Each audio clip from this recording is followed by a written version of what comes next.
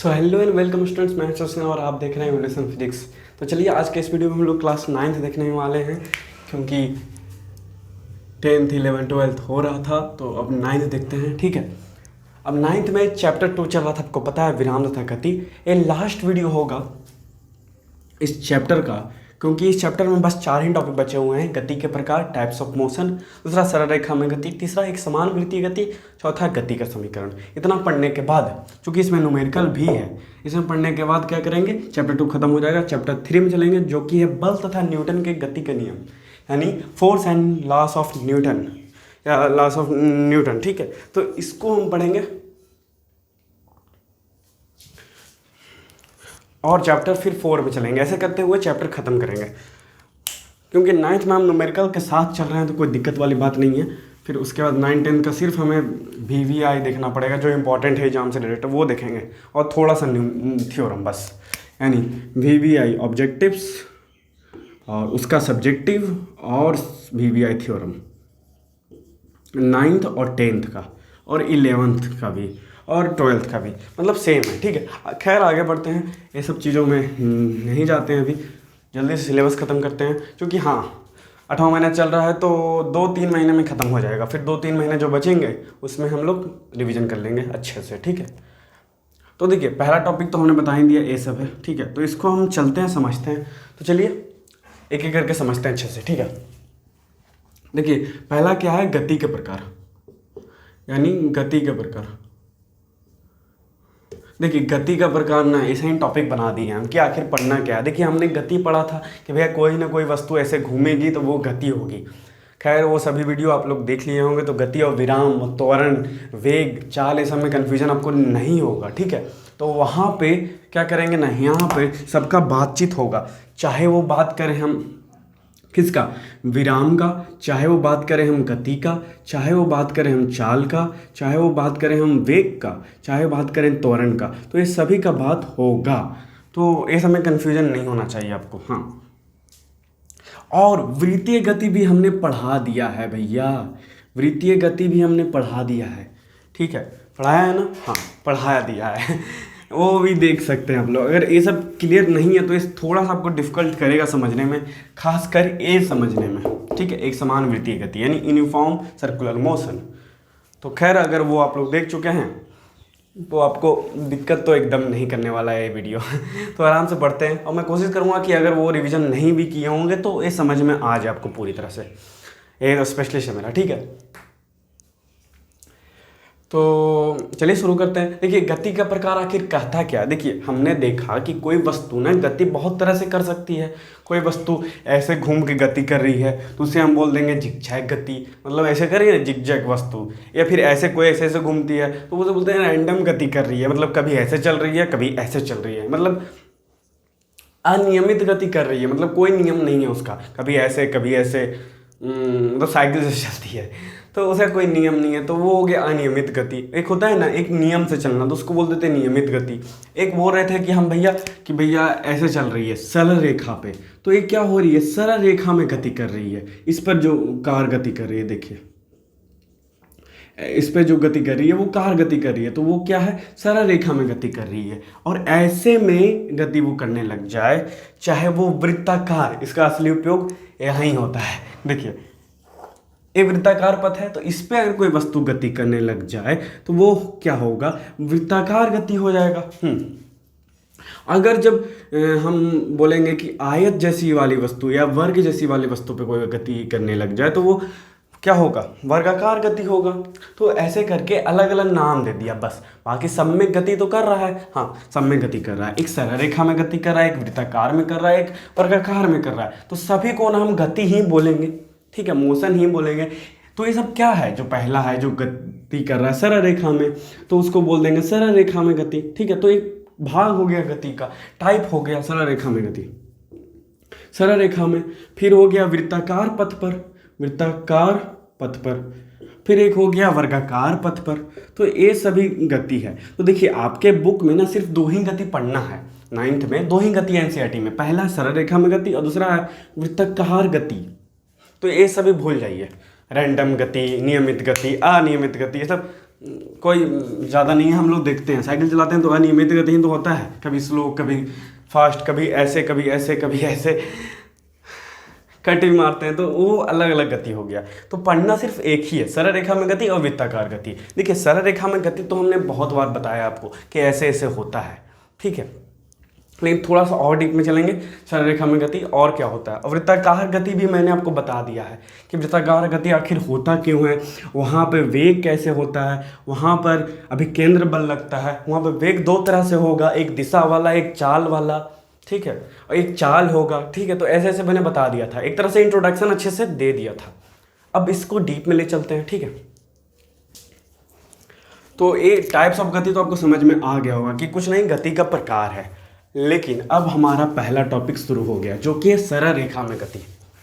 क्या है? सरल रेखा में गति, मोशन इन स्ट्रेट लाइन, सरल रेखा में गति, या इसको बोल देते हैं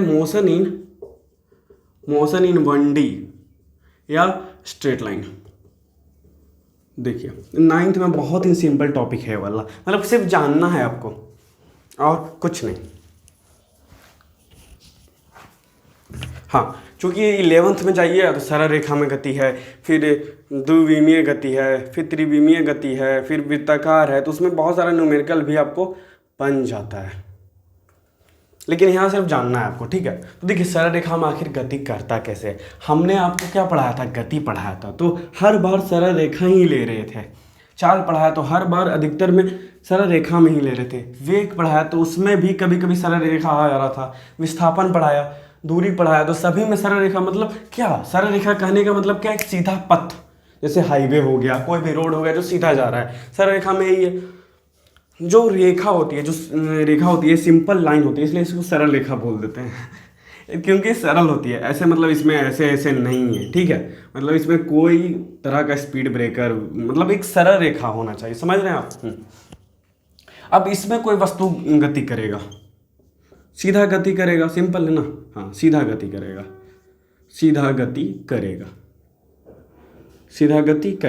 तो ये कार हो चाहे बस हो चाहे कुछ भी हो, जब ये गति करती है तो क्या होगा? उस गति को हम सरल रेखा गति कर देते हैं। सिंपल यही है सरल रेखा गति।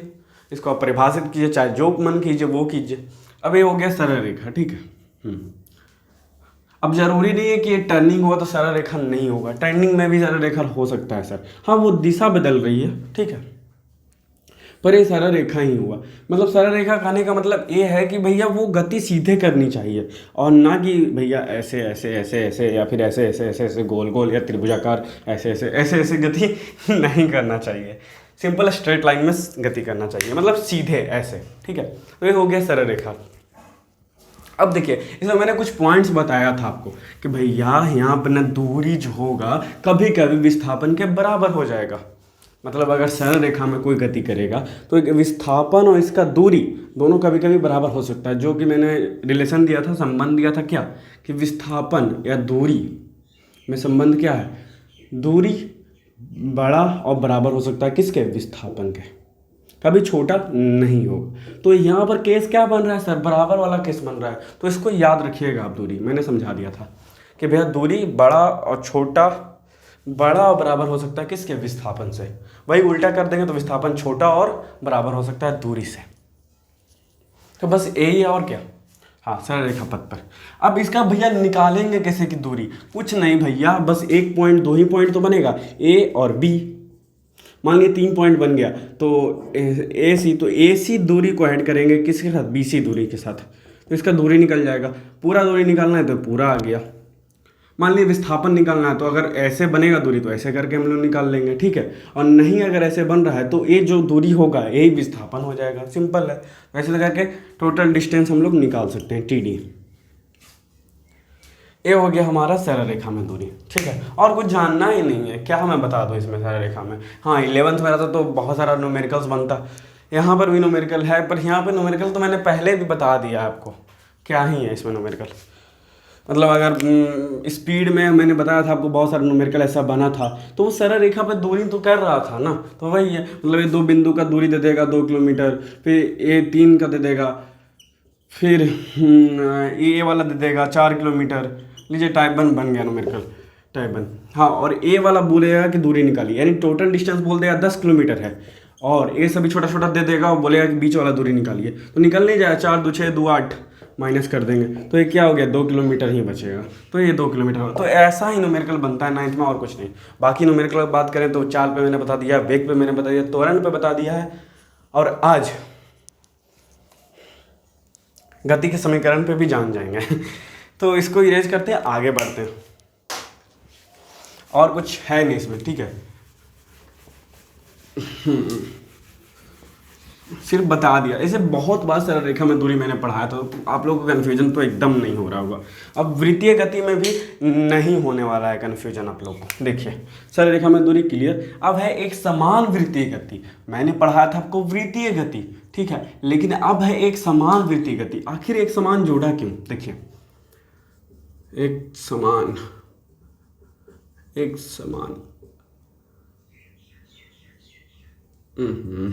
समान यानी uniform circular motion, uniform circular motion. अब देखिए मैंने बताया था कि जब कोई वस्तु वृत्ताकार पथ वाली रास्ता पर या पथ पर गति करेगी तो वो क्या होगी, वृत्ताकार गति होगी। Simple simple. अब जब वो वृत्ताकार गति कर रही है तो मैंने बहुत चीज़ इसमें बताया था, देखिए कैसे कैसे हर चीज़ का 2 बार रिवीजन अभी से ही हो रहा है। सोचिए आगे चल के कितने बार रिवीजन हम लोग करेंगे, ठीक है। तो एक केंद्र हो गया, तो जब कोई गति इस पर करेगी, क्या गति करेगी कोई वस्तु या कण, तो क्या होगा, बहुत सारा होगा सर। सबसे पहले यहाँ पे चाल आ जाएगा, चाल यानी स्पीड आ जाएगा। तो सर स्पीड तो भैया सेम भी हो सकता है, अलग अलग भी हो सकता है, यानी स्पीड एक समान भी हो सकता है, एक समान भी हो सकता है और असमान भी हो सकता है। स्पीड एक समान करने का मतलब आपको पता होगा, स्पीड एक समान करने का मतलब उसका जो चाल होगा, स्पीड होगा, वो क्या होगा, 20 मीटर पर सेकेंड है तो पूरा 20 मीटर पर सेकेंड घूमेगा। नहीं तो असमान भी हो सकता है सर, हाँ असमान भी हो सकता है। तो आपको समझ में आ गया होगा वृत्तीय गति आखिर कहना क्या चाह रहा है। यानी एक समान किसके लिए जुड़ा है, चाल के लिए जुड़ा है, कि भैया एक समान होगा ना कि असमान होगा। असमान आपको पढ़ना नहीं है, मतलब अगर 30 किलोमीटर यहाँ 20 किलोमीटर यहाँ 30 मीटर पर सेकेंड ऐसे चलेगा तो हमें पढ़ना वो वाला नहीं है। तो इसको हम करते हैं क्या, इरेज। तो एक समान पढ़ना, इसको बोलते हैं यूनिफॉर्म, मतलब एक जैसा, ठीक है।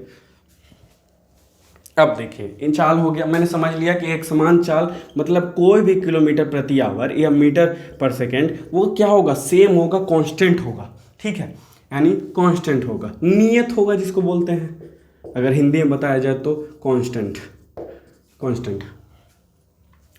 तो ये जो कण होगा, गति होगा, वो एक समान चाल से गति करेगा, 20 मीटर पर सेकेंड हो, 40 मीटर या 60 किलोमीटर प्रति आवर हो, ए वाला, ठीक है। अब समझ गए सर आखिर एक समान गति बोल क्या रहा है।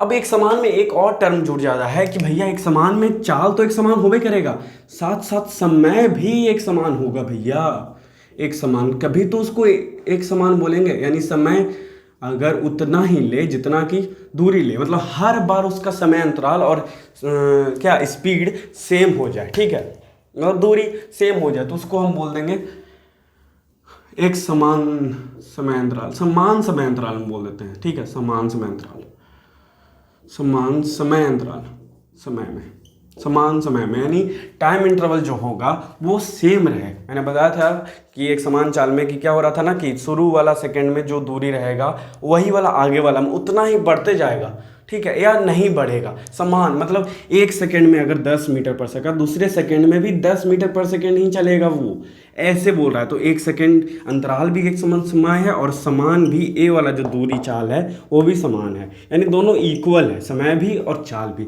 तो इसका मतलब ए हुआ, ठीक है। और यहाँ पर क्या बोल रहा है, और कुछ है नहीं, बस एक समान गति में, एक समान वृत्तीय गति में यही बोलता है कि ऐसा वृत्तीय गति हो जो एक समान चाल से समान समय अंतराल में तय करे दूरी, उसको हम वृत्तीय गति बोल देते हैं, ठीक है। होप आपको समझ में आ गया, बहुत ही आसान है क्योंकि हमने वृत्तीय गति पढ़ लिया। वृत्तीय गति में क्या क्या है जरा एक बार रिवीजन करें। हाँ, इसको आप स्टार पॉइंट बना के लिख सकते हैं कि देखिए वृत्तीय गति में क्या है भैया, चाल तो ही है, स्पीड तो ही है, वो सेम भी हो सकता है असेम भी, लेकिन हम लोग को सेम पढ़ना है। अब देखिए वेग भी आएगा सर, तो वेग दो तरह से बनेगा सर, एक बनेगा दिशा वाला, ठीक है, एक बनेगा डायरेक्शन वाला, ठीक है, और एक बनेगा चाल वाला, यानी सिर्फ मान वाला। तो वेग जो मान वाला होता है उसको हम लोग क्या बोल देते हैं, चाल बोल देते हैं सर, और जो दिशा वाला होता है उसको हम लोग दिशा वाला वेग बोलते हैं।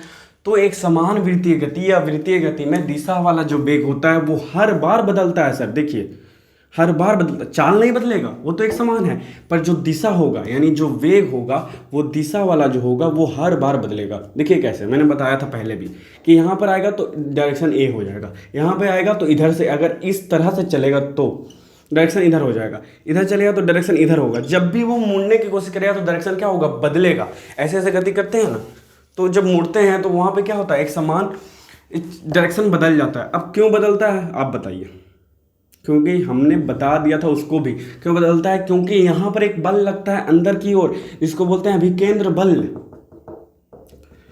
हालांकि एक दूसरे पर वो रहता है, क्या बोलते हैं, एक दूसरे पर डिपेंड है दोनों, ठीक है।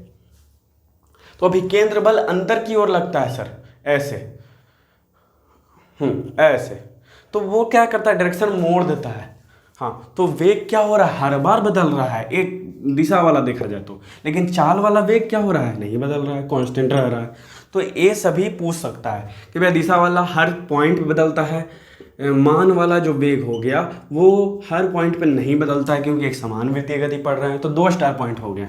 तीसरा, हाँ, अभिकेंद्र बल जो सेंट्रीफ्यूगल फोर्स है वो क्या होता है, अभिकेंद्र बल जिसको बोलते हैं वो अंदर की तरफ लगता है। अभिकेंद्र बल क्या होता है, यहाँ पर ये भी डिफाइन आप कर सकते हैं कि भैया जब हम वृत्तीय गति करते हैं तो एक अंदर की तरफ बल लगता है, जिसे हम वृत्तीय अभिकेंद्र बल कहते हैं, ठीक है। वो बल हमें दिशा बदलने में, जब हम हैंडल या कुछ स्टीयरिंग मोड़ते हैं तो क्या होता है, एक तरफ ज़्यादा बल लगता है, मोड़ने पे मुड़ता ही नहीं है। तो वो क्या कर रहा है ना, वो उल्टे डायरेक्शन में, हैंडल अगर इधर बोल देते हैं उल्टे डायरेक्शन में बल लगता है, इसको बोल देते हैं केंद्रीय बल, अभिकेंद्रीय बल, ठीक है। तो वही रोकने में मदद करता है, उसी तरह से डायरेक्शन बदलता है, ठीक है।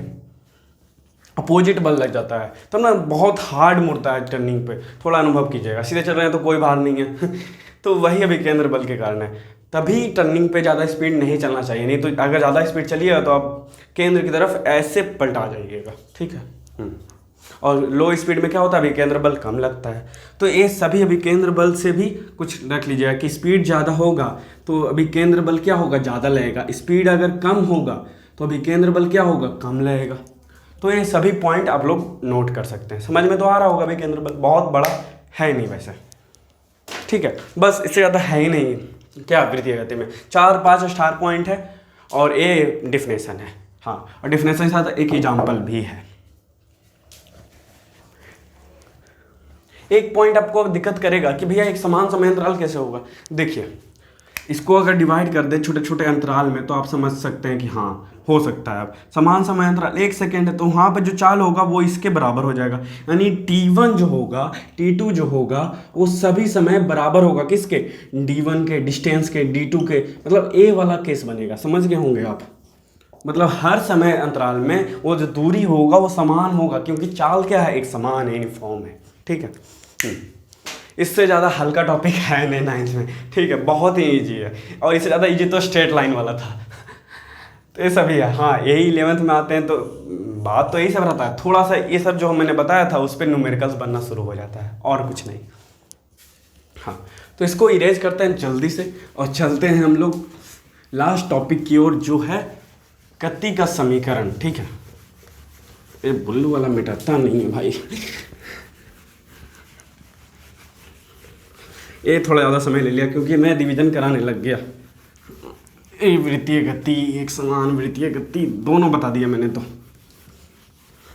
नोट्स बनाते चलिएगा और कुछ नहीं, बस रिवीजन करते चलिए और कुछ नहीं, ताकि जब आगे दिक्कत ना हो आपको कि समझ में आया कि पूरा सिलेबस ख़त्म हो गया, आपको याद ही नहीं हुआ, तो रिवीजन करते चलिएगा, वैसे दिक्कत होने वाला है फिर। अब देखिए गति का समीकरण आखिर होता क्या है।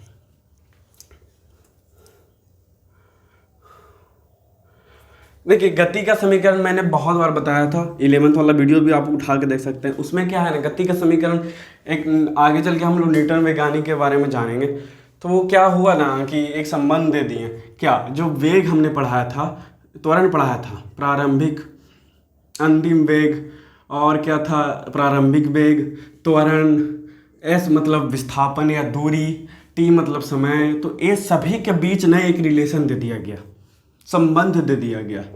संबंध भैया क्या होता है, रिलेशन क्या होता है इस फिजिक्स में, तो भैया फॉर्मूला होता है और कुछ नहीं। सिंपल सा लैंग्वेज में बोला जाए तो सूत्र होता है। तो सूत्र को ही एक और नाम दे दिया गया समीकरण। तो वो समीकरण दे दिए गए, 3 समीकरण दे दिया गया कि भैया इन तीनों संबंध से हम, फॉर्मूला में क्या होता है, कोई 2 3 का मान रहता है तो चौथा अपने आप निकल जाता है, वैसा ही सिस्टम इधर है, ठीक है। तो वो यहाँ पे हो गया, ठीक है। तो ऐसा हो गया। देखिए अब 3 समीकरण उसने दिया, मतलब उन्होंने दिया। तो क्या है वो समीकरण, देखिए सबसे पहले है v बराबर u प्लस 2as। तो ए पहला 2as नहीं at, ठीक है। तो सबसे पहले ए पहला हमारा क्या है, समीकरण है। तो v बराबर u plus a t, v बराबर u plus a t. v क्या अंतिम वेग, u क्या प्रारंभिक वेग, a क्या है त्वरण और t क्या समय। और एक है s बराबर ut plus half A T square, ut plus half A T square. u क्या है प्रारंभिक वेग, t समय, वही सब है, ठीक है, हाफ ए टी स्क्वायर। ए देखिए ए टी स्क्वायर है, ए टी मतलब टी पे स्क्वायर है। और एक है यू स्क्वायर बराबर वी स्क्वायर प्लस 2as, यही है, ये तीनों समीकरण है। हाँ हाँ, अच्छा आप इसको ऐसे कर दीजिए, बी स्क्वायर बराबर you square plus 2as। Time तो हो गया हमारा। अब देखिए यही 3 समीकरण है, इसको ही हम गति का समीकरण बोलते हैं। यही 3 समीकरण पे हमारा न्यूमेरिकल बनता है, ठीक। तो चलिए न्यूमेरिकल भी बना लेते हैं हम लोग 1-2, ऐसे वीडियो हो जाएगा लॉन्ग, बट न्यूमेरिकल थोड़ा तो जानना पड़ेगा। देखिए टाइप 1 न्यूमेरिकल हम जान ही लेते हैं तीनों फार्मूला पे, ठीक है। अब देखिए यहाँ पे क्या बोला है, सिंपल सा न्यूमेरिकल है, आप लोग क्वेश्चन डिनोट कर सकते हैं कि यदि प्रारंभिक वेग कितना है 20 मीटर पर सेकेंड है और अंतिम वेग क्या है, अंतिम वेग क्या है, तो भैया 30 मीटर पर सेकेंड है, 30 मीटर पर सेकेंड है। और त्वरण क्या है, त्वरण है 5 मीटर पर सेकेंड स्क्वायर। और समय लगा है हमारा, तो समय निकालिए, एक तो साइलेंट रहेगा तभी तो निकलेगा। तो देखिए ये फॉर्मूला पे क्या लगाएगा, v बराबर u प्लस ए टी। तो ऐसे आप जोड़ सकते हैं, देखिए कैसे। तो हाँ, u क्या हो जाएगा, v हो जाएगा 30 मीटर पर सेकेंड, 30 बराबर 20 प्लस a 5 इंटू टी। तो ऐसे देखिए इसको आप पलट सकते हैं कैसे, 20 प्लस 5t बराबर 30। अब 5t बराबर क्या हो जाएगा, माइनस में चल जाएगा तो 10 बचेगा, तो 5t यानी 2, यानी t बराबर 2 सेकेंड, ठीक है। मीटर पर सेकेंड में होगा तो 2 सेकेंड ही होगा। तो टाइम क्या लगा, 2 सेकेंड लगा उन सभी गति करने में, ठीक है। तो ऐसे आएगा। अगर हो सकता है टाइम साइलेंट हो, मतलब टाइम दे दिया हो, वी अंतिम वेग निकालना हो या प्रारंभिक वेग निकालना हो, तो ऐसे आप लोग निकाल सकते हैं, ठीक है। और दूसरा क्या था, दूसरा क्या था हमारा न्यूमेरिकल, उस पर भी आप लोग बना सकते हैं, ठीक है। तो ऐसा नहीं है कि नहीं बनेगा, शॉर्ट सा खाली सिर्फ आप लोग को क्या होना चाहिए, कैलकुलेशन सही होना चाहिए, ठीक है, और कुछ नहीं। बाकी मैं बता दिया हूँ समीकरण 1 पे। समीकरण 2 देखिए, s बराबर क्या था भैया, half A T square U T plus half A T square, यही था, हाँ यही था। तो s निकालने के लिए बोल देगा, s मतलब विस्थापन है, दूरी u दे दिया 20 into 5 second plus half A T square, त्वरण क्या दे दिया यहाँ पे 10 मीटर पर सेकेंड स्क्वायर, और 5 है तो 5 इंटू 5 2 बार। तो ऐसे हो गया, देखिए 2 इंटू 2 कट गया। अब देखिए 100 हो गया यहाँ पर, प्लस 5 दूनी 5 25 25 25 दूनी 50 50 150 मीटर क्या आया हमारा विस्थापन या दूरी आ गया, ठीक है। जो भी क्वेश्चन में बोले वो। तो ये समीकरण 2 पे हमने बना दिया। और 3 पे तो बहुत ही आसान है भैया, 3 पे आप खुद बना लीजिए, वी स्क्वायर बराबर यू स्क्वायर प्लस 2as। कितना सिंपल है, सिर्फ स्क्वायर आपको करना है और प्लस करके जोड़ देना है। एक्सेलरेशन निकाल लीजिए, चाहे जो भी निकाल लीजिए, ठीक है। बुक उठाइए, न्यूमेरिकल बनाइए। मैंने कंसेप्ट दे दिया और बता भी दिया कि कैसे बनेगा। हार्ड वाला बता दिया, सिंपल वाला, वेरी सिंपल वाला आप बनाइए, टाइप 3 आप बनाइए, ठीक है। तो रहने देते हैं, बस इतना ही आज के लिए काफ़ी है। तो हमारा चारों टॉपिक क्लियर हो चुका है। अब चलेंगे चैप्टर 3 में, बल तथा न्यूटन के गति के नियम, force and loss of Newton. ठीक है, तो फिलहाल इस वीडियो में बस इतना ही। आप बन रहिए हमारे साथ, देखते रहिए एवोल्यूशन फिजिक्स। तब तक के लिए जय हिंद, वंदे मातरम। और लाइक से कर दीजिए, शेयर कर दीजिए, चैनल को सब्सक्राइब कर लीजिए अगर नए हो तो, और शेयर तो दोस्तों के साथ करिएगा ही प्लीज़। ठीक है, थैंक्स फॉर वॉचिंग।